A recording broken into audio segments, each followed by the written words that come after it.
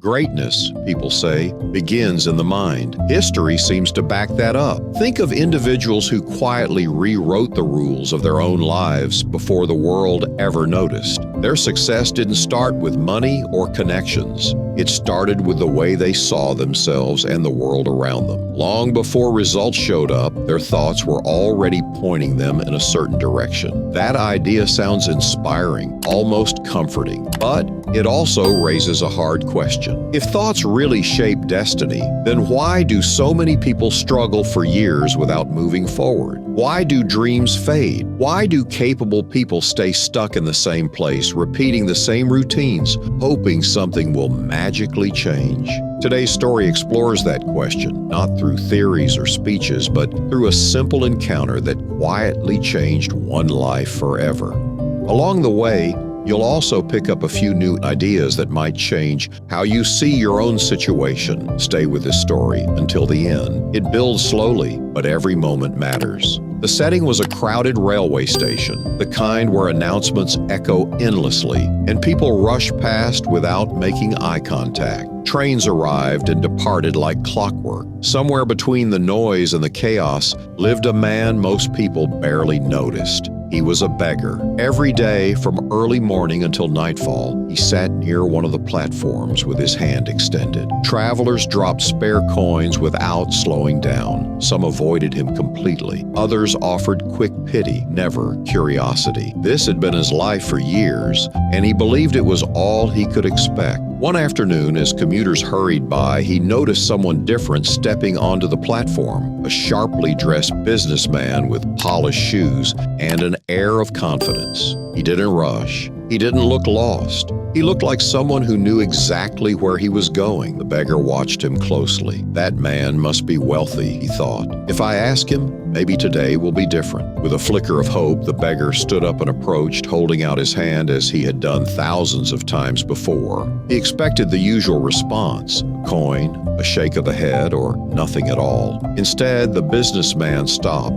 He looked directly at the beggar and asked a question so unexpected that it felt almost unreal. "Do you only take from others?" the man said calmly. "Or have you ever given something to anyone?" The beggar froze. No one had ever spoken to him like that before. Confused and defensive, he answered honestly, "Sir, I'm a beggar. I live by asking. I don't have anything to give." The businessman studied him for a moment, then said something that would echo in the beggar's mind long after the train doors closed. And that's where everything began to change. The businessman didn't raise his voice. He didn't sound angry or superior. In fact, his tone was almost gentle, which somehow made his words heavier. "If you truly believe you have nothing to give," he said, "then you also shouldn't expect to receive anything." The beggar felt a sting of shame, even though the man hadn't insulted him. Before he could respond, the businessman continued. "I run my life on exchange," he explained.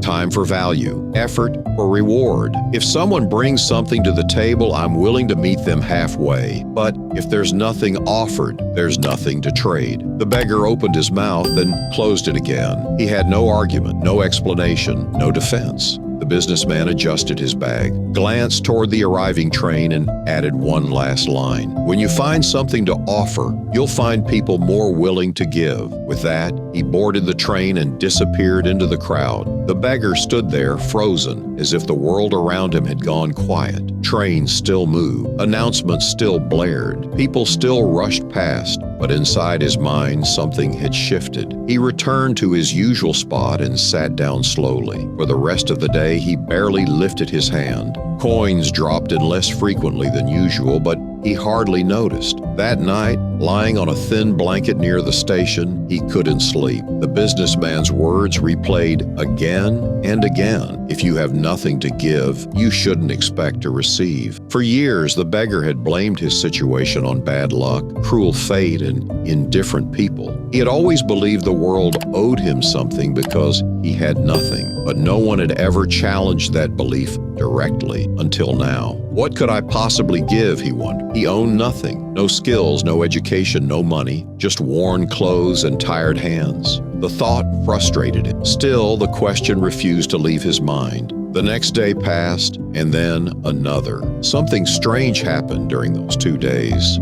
He didn't beg, not because he had money, not because life suddenly improved, but because he felt stuck between who he was and who he might become. Asking for coins felt different now, almost hollow. On the third morning, as sunlight crept across the tracks, he noticed something he had ignored for years. Near the edge of the platform, between cracked stones and rusted rails, a small cluster of wildflowers had bloomed, bright, fragile, completely out of place in a station filled with concrete and steel. He stared at them for a long time, and then quietly, an idea formed, simple, uncertain, but powerful enough to make his heart faster. What if I stopped only taking?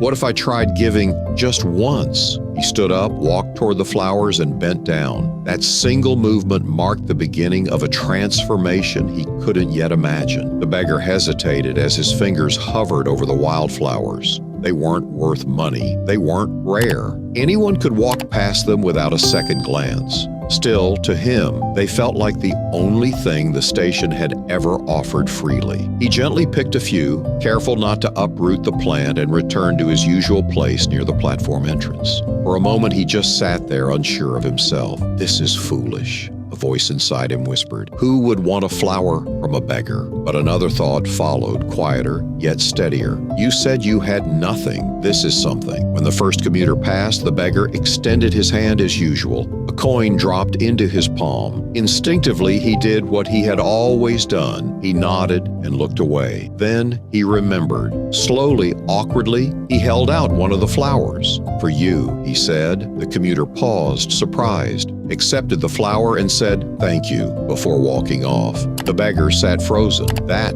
had never happened before. The next person came. Another coin, another flower. This time, the reaction was even warmer. A smile, a brief conversation, a nod of appreciation. By midday, something remarkable was happening. People were stopping. Some leaned down to choose a flower. Others handed him coins first, already smiling, as if they were part of a small, shared ritual. A few even gave more than usual. As the hours passed, the beggar noticed a pattern. When he had flowers, people gave generously. When his small bundle ran low, the giving slowed.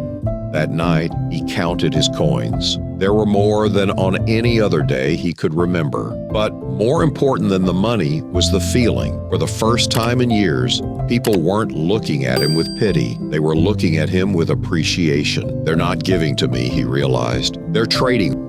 Days turned into weeks. Every morning he collected flowers. Every day he offered them in exchange. His posture changed. His voice grew steadier. His eyes lifted. One afternoon, as a train pulled in, a familiar figure stepped onto the platform. The businessman. The beggar's heart raced. This time he didn't feel small. He stood tall, walked over, and said with quiet confidence, "Sir, today I have something to give." He held out a flower. The businessman studied him, then smiled, placed money in his hand, and accepted the flowers. "You've learned the meaning of exchange," he said. "Today, you're not a beggar, you're a businessman." The words landed differently than before. As the train doors closed, the beggar stood alone, no longer shocked, no longer confused, but filled with a dangerous new thought. If this is business, then what else am I capable of? That question followed him long after the train disappeared. That evening, the man who once called himself a beggar sat alone, staring at the coins in his hand. The businessman's words echoed in his mind. "You're not a beggar, you're a businessman." At first, the idea felt absurd. Then it felt uncomfortable. And finally, it felt true. People weren't giving him money out of sympathy anymore. They were paying for something. Small, yes, but real. A flower, a moment of beauty, a brief human connection in an otherwise rushed day. For the first time, he understood something most people never stop to question. Labels shape behavior. As long as he had seen himself as a beggar, he had acted like one, waiting, hoping, depending. The moment he saw himself as someone who offered value, everything changed. His posture, his confidence, even the way others responded to him. That night, he made a decision that startled even himself. He wouldn't return to the station the next day. Instead, he used his savings to buy flowers from a local market, fresh ones, brighter ones, better ones. He began standing near busy streets, outside offices, at intersections where people paused long enough to notice him, not as someone asking, but as someone offering.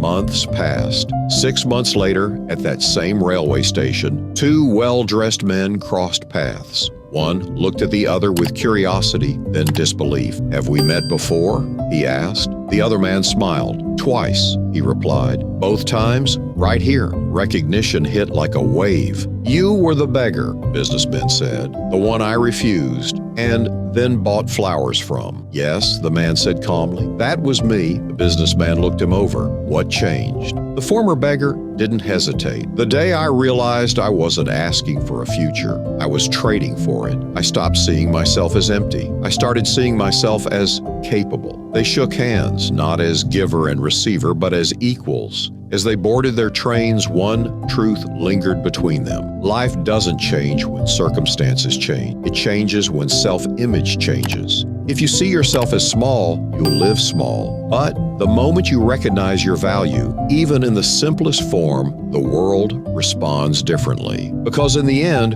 we don't become what we wish for. We become what we believe ourselves to be.